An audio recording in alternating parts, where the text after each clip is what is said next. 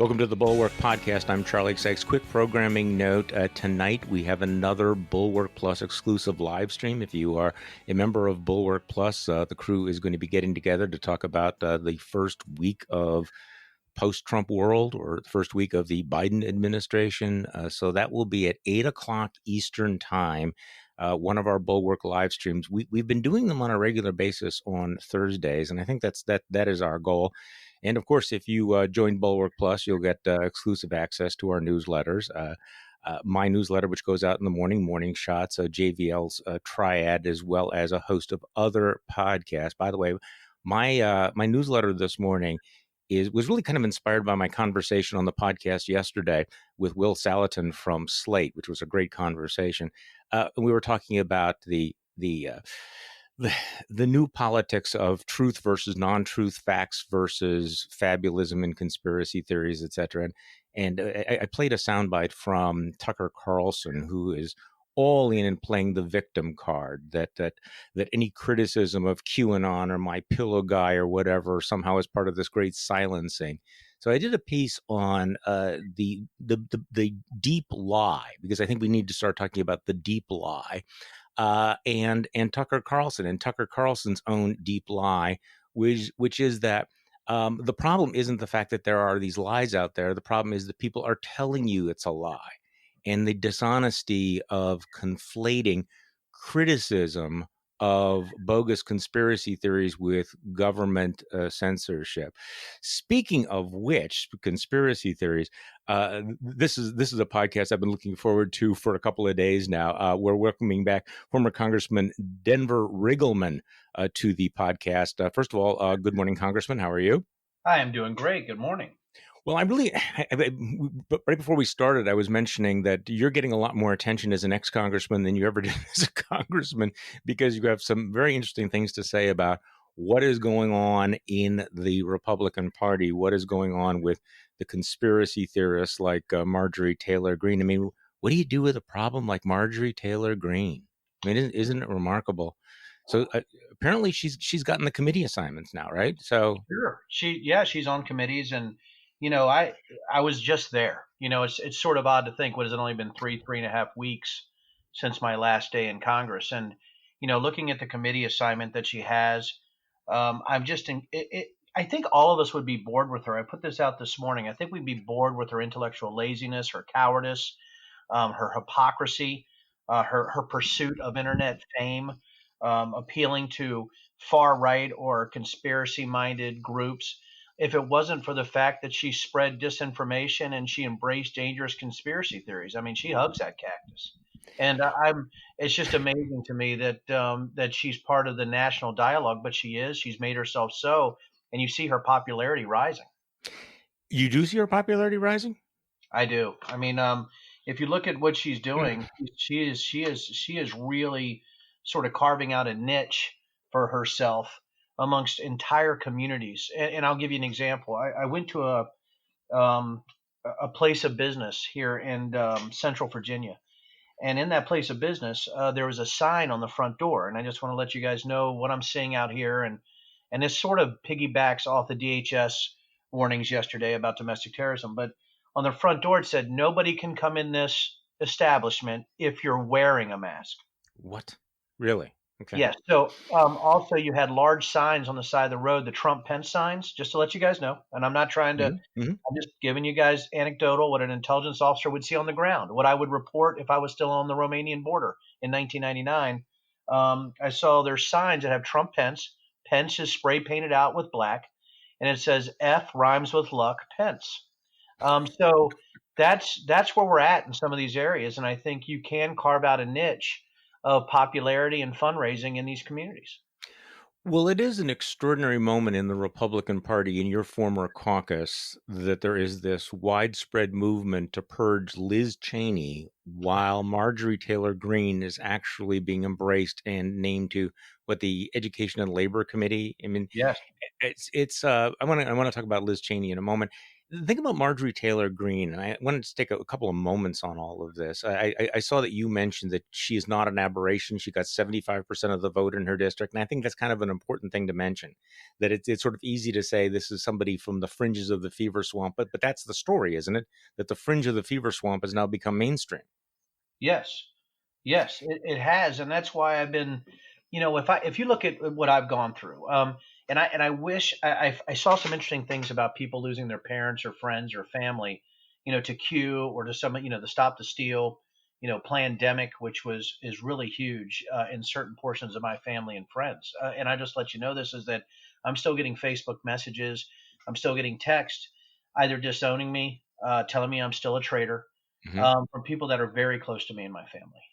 Really? So, Right. the thing is that where I'm at, right, where I'm at, and the people that I know, there's still, I would say, it's a significant portion of individuals who have gone down these rabbit holes, and I don't think they're coming back. And that's and Charlie, I don't know. Listen, I want to use blunt force facts. I want to use love and compassion. I want to do all of this, but I think what we're seeing is that the love and compassion train on some of these groups had left the station. It's down the road a ways. So when these people say that you're a traitor, what is the nature of your treason? Is it that you broke with Donald Trump? Is it something specific like that? I mean, Sure. is that now that's it? That's the whatever else you can do is as long, if you're not with Trump, then you are f you traitor. How disturbed do you want to be, Charlie and Jim That's a and everybody? podcast. We disturb people every day. Yeah. Okay, so this is the issue. It was messianic in nature, and the reason I've been pushing forward on the cult-like sort of belief systems that you see right now is I was immediately attacked with this phrase, and this is where I want people why I've been so concerned is that I went against the ordained leader. Hmm. Um, that I had turned my back on my constituents and God. God. Um, God. that if I did go against Donald Trump, regardless of the reasons, I was a baby murderer. And Hmm. so there's two things there. It's not just about abortion.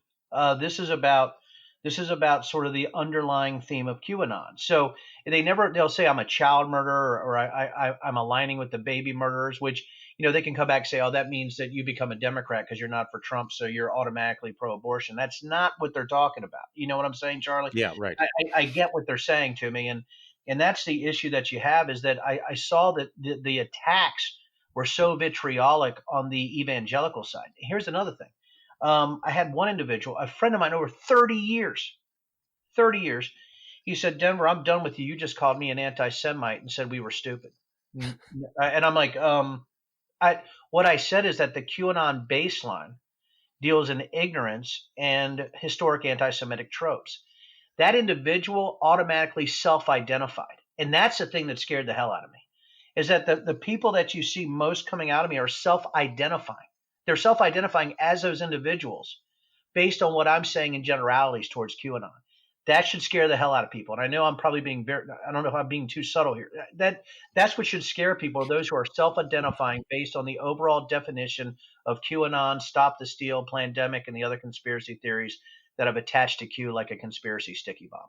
And they've developed these defense mechanisms, as you point out, that if you question their beliefs, then they immediately go to you're attacking me. I am a victim.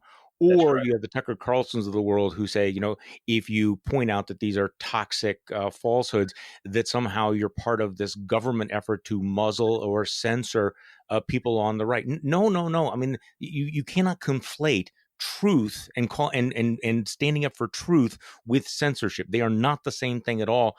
But again, this victimization, this sense of you can't even question us. It is amazing how aggressive these folks are, but also what snowflakes they are. That if you suggest, it's kind of nuts to think that Hillary Clinton. There's a video of Hillary Clinton, filleting a baby's face and then wearing it as a mask. That's crazy stuff. Well, what are you Yeah. saying? I'm deplorable. Are you calling me? Well, I'm saying that's wrong, Yeah. and the unwillingness of more people to say this. And you ran into this, when there was the resolution to condemn QAnon. The unwillingness of some Republicans to go along with this is, I won't say breathtaking anymore because it's become kind of routine, but it's appalling. Well, I remember, and you remember, Charlie, I'm pretty new to politics, but I remember somebody was telling me, I saw some of these appalling things. Like, I don't know if anybody remembers this, Charlie. You know, I was the only person to speak on the floor against QAnon during that resolution. I don't think people remember this. And in my farewell speech on December 10th, I warned about the violence that was coming. And I remember walking off. I was by myself because it's COVID. You know, Hmm. I come off out of the floor. One of the guys, one of the Republicans, just pats me on the shoulder. He said, "Denver, you know, I know you're an intelligence officer. You're just too damn paranoid. There's no way that these crazies are going to do anything." And I looked at him and said, "Man," I said, "I've been dealing in disinformation for 20 years. I've been seeing things that you can't imagine overseas, whether it's Europe and all these places, Eastern Europe specifically." And I said, "I saw specific types of language that seems absolutely nutty cause people to kill each other."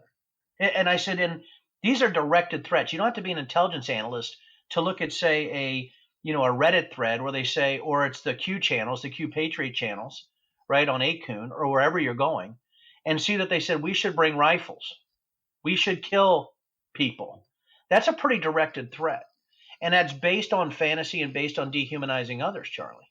And that's what we're still seeing. It's still out there. When you see the Tucker Carlsons of the world just spewing just unmitigated tripe about what's actually happening out there with no knowledge, or maybe he does have knowledge of how this is damaging the very fabric of American society and our ability to have debate based on facts and policy instead of UFOs, aliens, and adrenochrome.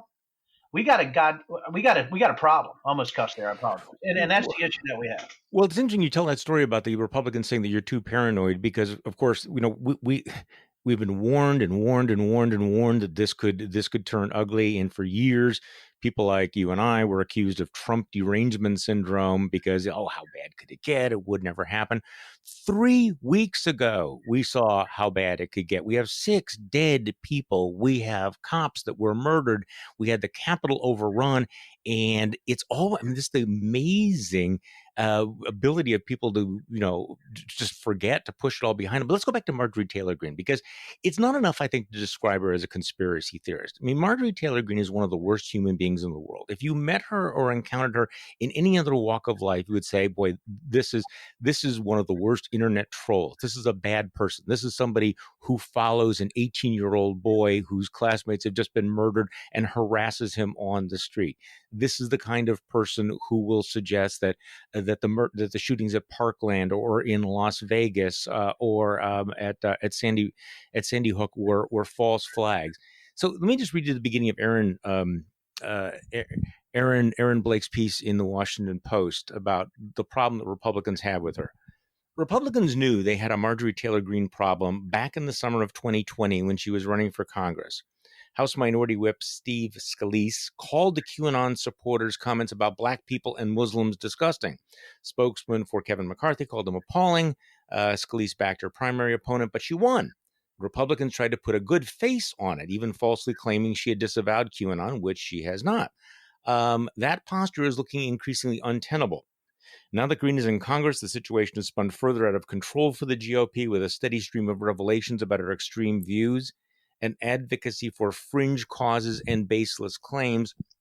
That stream, combined with Greene's puzzling defense of herself, should make Republicans wonder how long they can put up with this. And then they go through some of the things that she has said in the past. She supported false QAnon claims that there's a global pedophile cabal involving top U.S. political figures and Satanists. In another Facebook post promoting the false frazzle drip claim, frazzle drip is the claim that Clinton and her top aide Huma Abedin engaged in a satanic ritual involving the murder and mutilation of a child. Yes. Okay. Yeah. She liked a comment suggesting the massacre in Parkland was a false flag operation. She called a student gun control advocate who attended the school a little Hitler. Baselessly claiming that Pelosi cited the need for monthly school shootings to pass gun legislation, comparing Black Lives Matter advocates to the Ku Klux Klan, claiming George Soros, who was a Holocaust survivor, collaborated with the Nazis, and it goes on and on and on. And so Aaron Blake is suggesting that, well, this is really a bad problem for Republicans. Do Republicans think of it that way, though? Because they seem pretty comfortable with her. That was my argument. Yeah. When you look at the voting, you look at the constituents. We don't just have a candidate problem; we have a voter problem. Mm-hmm. Right? And I would humbly submit that. And I have that out here. I had that in the Fifth District, and people don't remember why I was kicked out sometimes, or the fact that conspiracy theories were started about me, Charlie. And I never knew that I was funded by George Soros to change the sexual orientation of children, and that's why I officiated a same-sex wedding. I had no idea, Mm. and so that is what the churches, they brought that to the churches, and the churches were actually preaching against me out here in South Central Virginia, just with 2,500 people. They wouldn't allow a primary, and that's the thing that I was warning people about is what you're seeing in these small committees, or what you're seeing in these areas of corruption, or these areas where disinformation is actually the currency for getting elected. That has bloomed across the entire spectrum of the GOP. And I know you already know this. I know you know about Oregon Mhm. and Kentucky and Wyoming, right? And Texas. I mean, for God's sakes, you can't have "We Are the Storm" as your motto for the state GOP. That is ridiculous. And to say it has nothing to do with QAnon is not just disingenuous. You think everybody else has to be idiots, and we're not, right? We're not mouth breathers. We get it. We know what you're doing. And so I think you're seeing a sort of, I would say, a cementing. That's the best word I have, an Mhm. almost mobilization of a group. I would say 20 to 30% that are where they are at. There's that is where they are at, Charlie. And I have been warning people, like, listen, it might not be as widespread as you try to sort of cut down some of the social channels, but I can give you my issue on that, and why that's scary as hell to me too. But that's the issue that we have, is that they're just going to go to other channels, and we've seen a mass migration to Zello, to MeWe, to Signal, and to Telegram off of the major social network channels. They're just going other places to spread this crap, and you're going to see that the population might not be quite as large, but it's going to be much more, I would say, fringe and radicalized in sort of the overall general population. Well, and it is the feedback loop, and I know this is kind of an old story, but and I'm kind of working on this concept of the deep lie, which I'm trying to distinguish from the big lie. But basically, it's something that becomes so deeply embedded in the political ecosystem that it just distorts reality, and then begins to shape the political world. Immune to evidence, to logic, to new information. And so, however it starts, things that used to be in these far obscure fever swamps then spread through social media, and then they're picked up by Fox News and talk radio. And then once they're picked up, then it goes back to social media, goes viral, achieves this critical mass.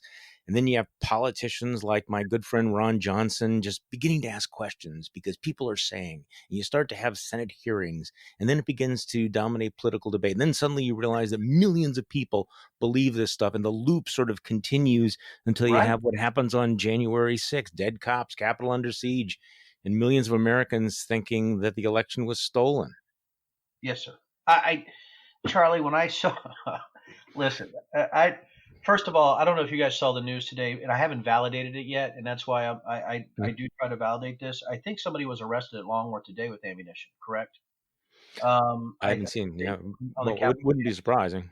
And so I was looking at that, but then watching Ron Johnson, seeing what he's saying. But I will tell you this: the Tucker Carlson narratives, I don't even know what would you call them?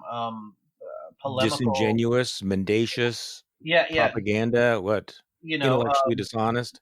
mental masturbation. Yeah, rank bullshit. I mean, what? I Great mean, bullshit. That's yeah, where I was going. yeah, Thank you for all those other better terms from this old knuckle dragon hillbilly from Virginia. But yeah. you know, I just find it amazing when I listen to him. I'm like, I'm a UVA grad. You know what I'm saying? And I'm listening to this guy's just spewing shite Mhm. all over the place.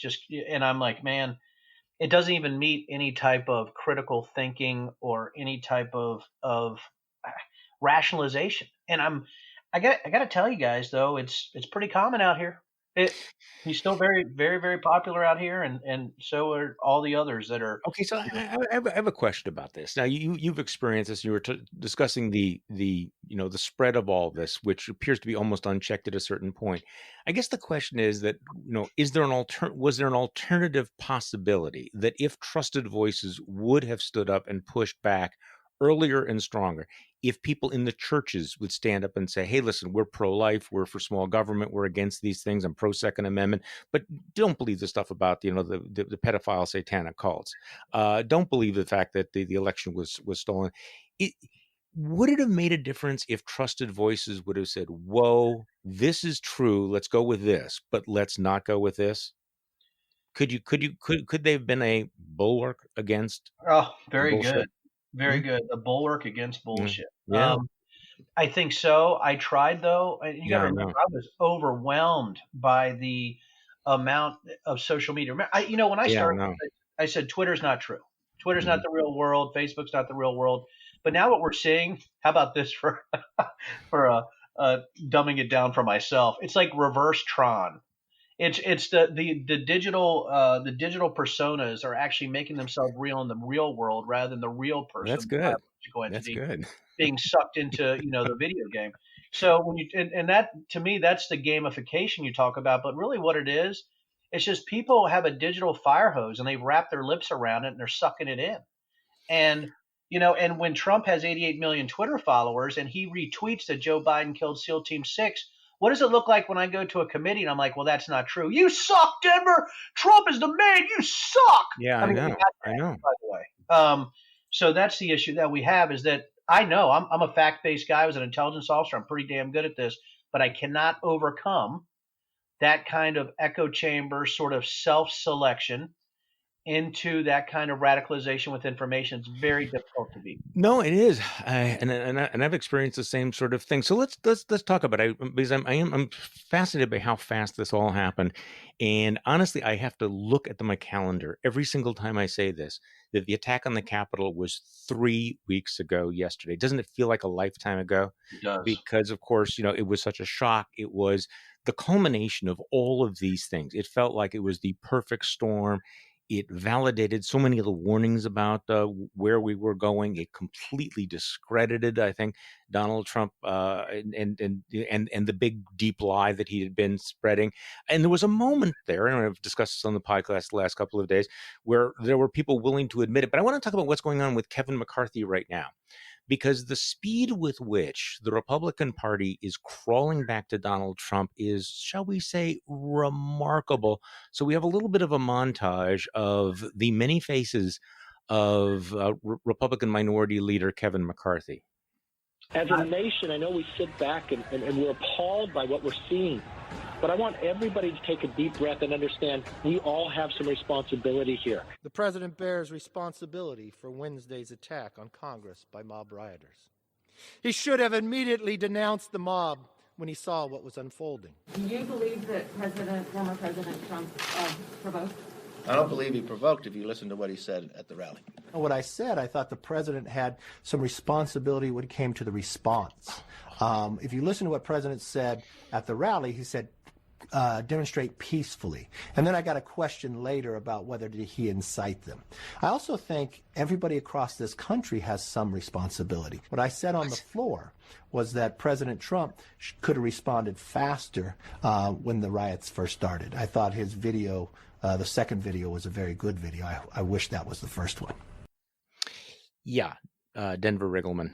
What's going on with Kevin McCarthy there? Who's the real Kevin McCarthy?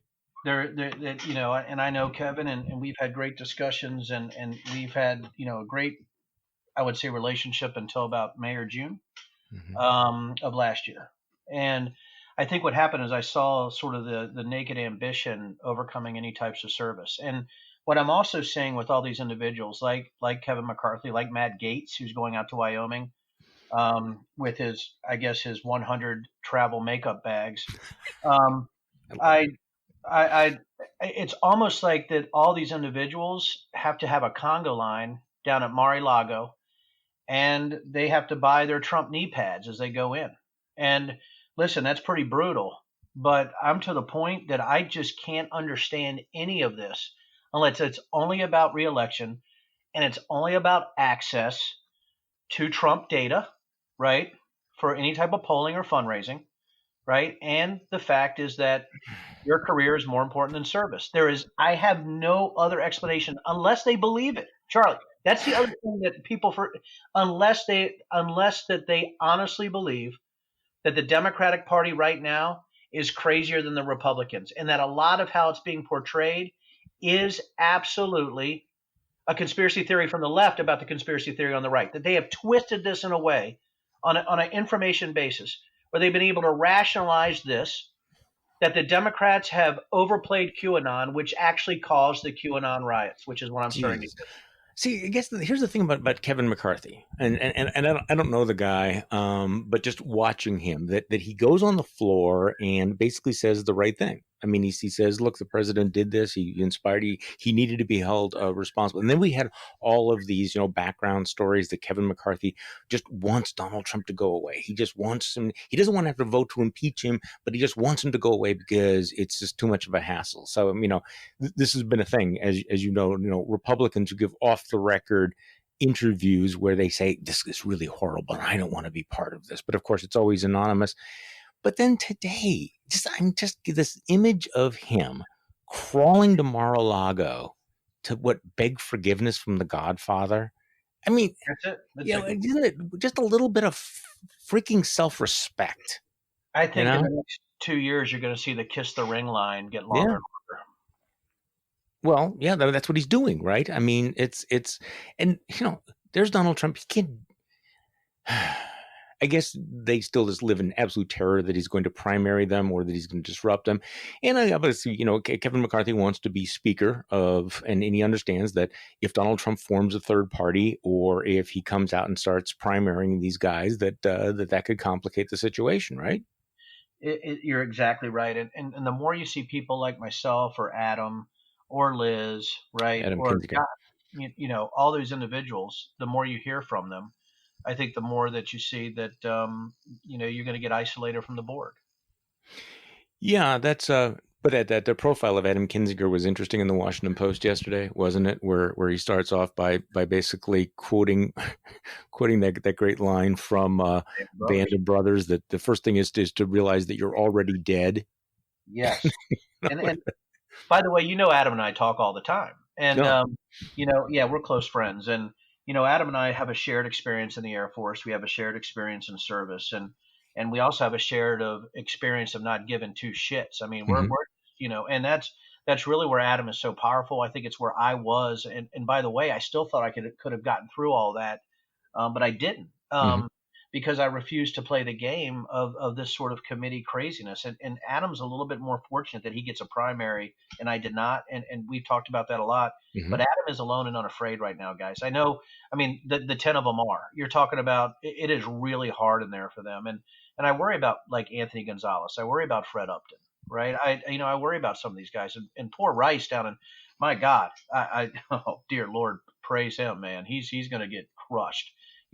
With rhetoric and with things like that, and Brian Kemp, and I just think that we're going to see some real bad things in the next year, Charlie. I wish I had a more positive spin on this, but what I'm seeing from people like Marjorie Taylor Greene, full circle, and the crap she's spewing, people enjoy it. It's almost like it's their kink.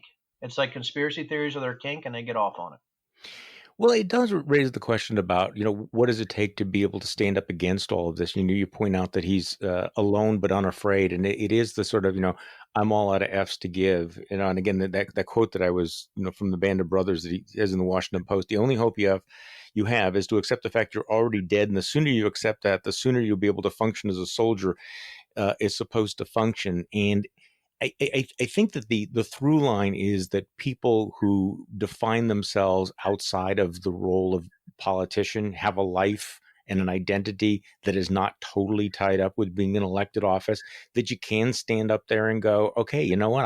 I've had other jobs before this. I'll have other jobs after this. And, I'm not going to turn myself into Uriah Heep in order to keep this particular position, Charlie, I had a guy the other day. It was media. He goes, "Hey, what do we call you?" I'm like, "Excuse me? Do we call you the honorable or former congressman?" I said, "Well, actually, I prefer to be called something much more dear." And they're like, "Oh, I'm sorry." I'm like, "Denver. Could you? My name's Denver. I'm Denver Riggleman. I'm not, I'm not going to use my Air Force title forever. I'm not going to use CEO Riggleman when I was a CEO or Congressman Riggleman. This was just a part of my life. I've only been in politics 3 years, Charlie, and." And I'll tell you, it gave me a chance just to sort of apply some normal common sense stuff to things. And whether I did well or not, that'll remain to be seen in history. I did what I thought was right. I can sleep at night and people are happy with me. And I seem to have more Republicans and Democrats that are rational calling me than I ever have. And, it's great. And my business opportunities are great. I'm talking to you on 50 acres. Yeah. next to my distillery, Charlie. I'm cool. I'm good. And I think that's where Adam has it too. Is that, I mean, he's a lieutenant. You know, I don't know if you guys know this. He's a Mhm. lieutenant colonel in the Air Force. He has every opportunity in the intelligence and operational fields that I do, if not more. He could absolutely do anything he wants outside of Congress, and he knows that. And that gives him a freedom, and gave me a freedom, and gave Paul Mitchell a freedom out of Michigan. It gives certain people a freedom that other people don't. If you don't have that kind of service, if you have people in there that this is their biggest paycheck ever, and they enjoy sleeping in their office, that is their life. Hmm. People like me, they do not like, because I just walk in there and say, hey, you know what? You're doing this just to get reelected. You know, screw you, Denver. Yeah, I am, because it's the biggest paycheck I ever had. I'm happy. I want this retirement. And that's the issue that you have, is you have careerism over service. And when that happens, you see what's going on today. No, and you actually have people who have decided the worst thing in the world is to not be a senator anymore. And you know, like, I'm sure it's cool being a senator, but you know what? It depends who you think you are. What's happened to Rubio? I don't Oh even know my what's God. going on there. And I'm just sort of like, what are you talking about? And or the people saying this is so divisive. The Democrats are trying to destroy the country on impeachment. Are you effing kidding me? What are you talking about? You know, people died at Capitol Hill riots. Have you seen the evidence, the videos of people arrested? Have you seen the actual information chain on how this was coordinated? Are you where? I don't get it. I don't get it. Actually, my wife asked me this question. She says, how do they stand up, you know, with a straight face and say some of the things they're saying? And I said, well, you know, shamelessness is a superpower, and apparently Donald Trump's not the only one who has it. Josh Hawley is really, I mean, I would like to put him in a laboratory, because he is remarkable. I mean, you know, the purest fake demagogue here. But you know, now he's all in on this. I am being muzzled. But you know, I am courageous. Here's the guy who tried to cancel millions of votes 3 weeks ago. Here's the guy who's giving the fist bump to the mob that ended up killing a police officer. And he's not only not chagrined about it, he's doubling down, and he's out there. I am standing firm. I was listening to an interview the other day, and he kept saying, I am not going to give in to the liberal mob. The liberal mob is not going to silence me. So 3 weeks after a mob, a MAGA mob pushing his own agenda, goes in and kills a cop in the Capitol, here he is using the same word, mob, the woke mob. I'm going to stand up against the woke mob. Your mob is the one with the actual blood on its hands, and yet he's turning it around. The way these guys take something, you know, make it into something completely different and sort of wrap themselves in the cloak of victimization and make themselves look like heroes, it is sort of amazing. You know, you kind of wonder, it's like, can you really like look a normal human being in the eye and do that? And apparently these guys can. You know, it's you know, in high school, Charlie, when you had those guys in cars that, you know, they would go by and throw water balloons at the people on the bicycles and then speed away. That's Josh Hawley. And then, you know, and you know, I, he's the kind of guy, you know, and that's the thing is they have so much grievance. They're so put upon, you know, you know, after they do something completely wrong, I know they had messaging meetings. I'm sure they all went over to Capitol Grill, you know, got some dinner, you know, over there. And, you know, I've been there many times and saw Ted over there and saw everybody over there, saw all the senators. They're over there eating and like, well, how do we message this? How do we get out of this? So they go back to their comms teams and they say, well, how do we message out of this? How do we make sure that we're the ones that have been wronged by this? So we can sort of throw a smoke screen, be opaque about what happened on January 6th. That's it. It's not, you know, it's just people who want to get reelected that maybe have a little bit of narcissism mixed in with the ability to say anything to anybody, maybe a lack of conscience, or maybe the fact they think is winning is the most important thing above all, and they got to have the juice, right? Yeah. And really, so if you got somebody who mixes narcissism with a lack of a conscience, with got to have the juice, you got Josh Hawley.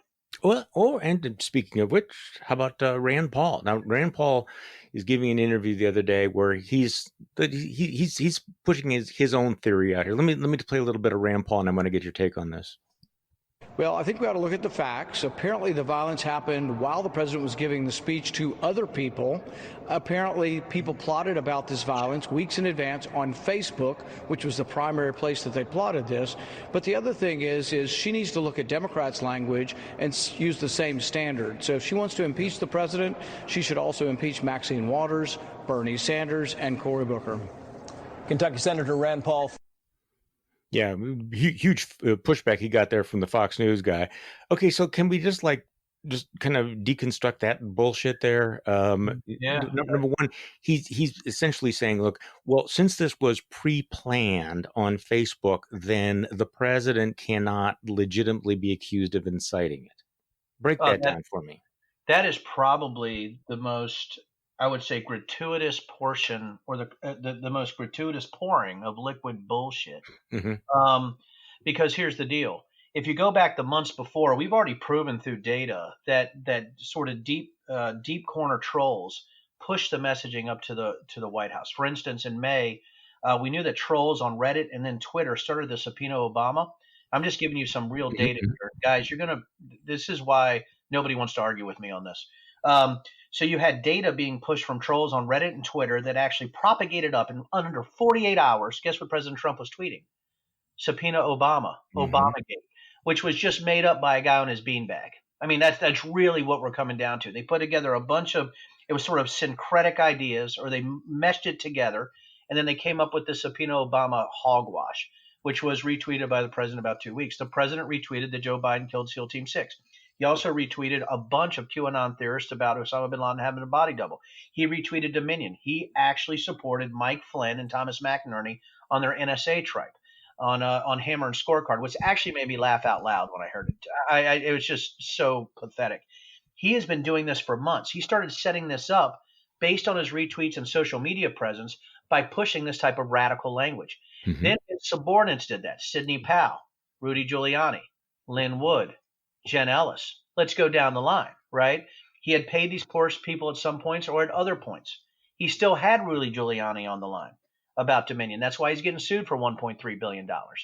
Then he goes out during that, right before the siege, and tells people they got to take back their government. Mm-hmm. He speaks in conjunction with people like Mo Brooks, Madison Cawthorn, Rudy Giuliani, and his son, Don Jr., with some blather, some poppycock that he's spewing. All of this leads to the fact that a lot of this is disinformation based directly from the major influencers, which includes President Trump. If Rand Paul doesn't know this, he's stupid or deliberately obtuse. There is no other way around it.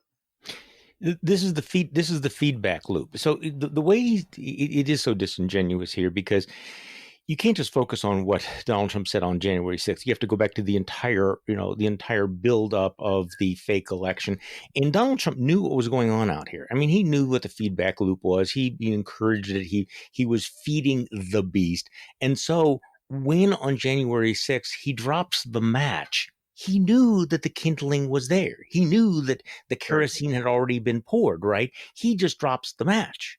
But to suggest that, well, because the fire had been laid and because people had, were threatening violence, that when the president basically gave them the go-ahead, he's innocent. No, this makes it even worse that he does this. Now, the other point he tries to make is that all kinds of politicians engage in language like take back your country, fight and everything. And so therefore, if you impeach the president, you have to impeach everybody else, which again, kind of ignores the overall context here. So the question is Rand Paul dumb or is he disingenuous? Oh, goodness. Yeah. I think not a binary choice. I think you wrap that up into ambitious. Maybe he wants to be the VP for Ivanka when she runs for president in 24. And my goodness. And also, you're setting up a pipeline based on what the president can fundraise directly into your coffers. You're looking at Mitch McConnell, who's been a little bit better than Rand on these issues, not much better, but a little bit better. And I think what you're looking at is Rand has ambitions that go well beyond the Senate.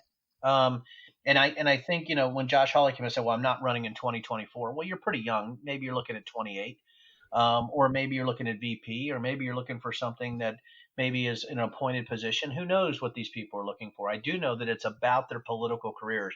And if you listen to Rand through that lens, like he wants to do something beyond senator, sort of makes sense, right? I mean, politically, I'm not saying Sure. rationally, guys, but politically, he's aligning himself with a group of people that he always knows the votes will be there. He always knows the fundraising is going to be there. He's in Kentucky, so he really, I don't know who's going to challenge him there. So he can do what he wants to make sure that he pads whatever resume he has underneath the Trump banner. It's just, to me, it just seems fairly simple. You know, and again, I struggle against being really negative here, but it is starting to.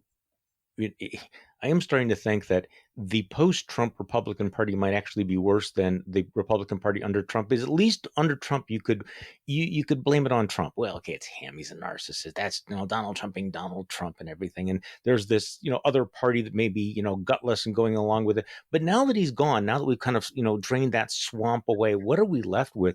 We're left with people who are like, hey, we're okay with it. We're going to defend the insurrection. We're going to engage in this sort of shamelessness.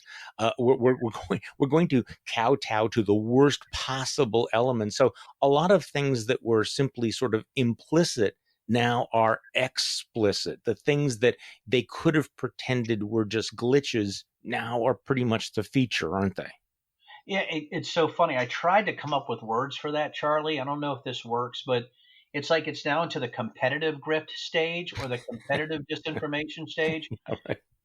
Where you have certain individuals trying to take control of the messaging or to make sure that they get most of the airtime based on their theories. For instance, I think you're going to see sort of a Mike Flynn resurgence, not just with Rand.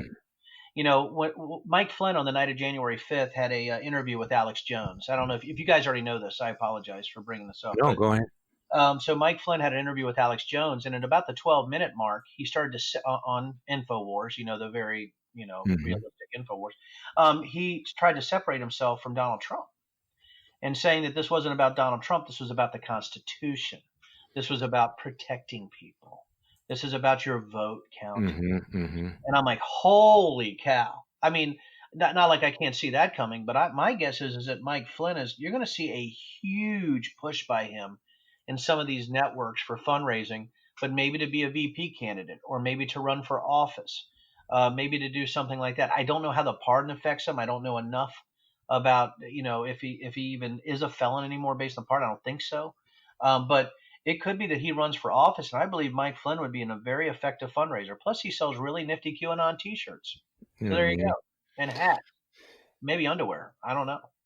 All of those things. There's always some merch. There's always some merch attached to any organization. I mean, any political movement out there. So Denver Riggleman, thank you so much for coming back on the podcast. We appreciate it. Former Congressman Denver Riggleman, who is a lot more prominent now as an ex-congressman and a lot more interesting than you were as a congressman. Have you noticed that? have you noticed that? You got a lot more. You got a lot more juice out of office than you had when you were in office. That's because they just can't take the sexiness, Charlie. It's just so overwhelming to everybody. It's just I'm like the chubby Tom Cruise of Congress. It's difficult to. All right, we will have you back. We will definitely have you back soon. And thank you all for listening to today's Bulwark Podcast. I'm Charlie Sykes. We will be back tomorrow, and we will do this all over again.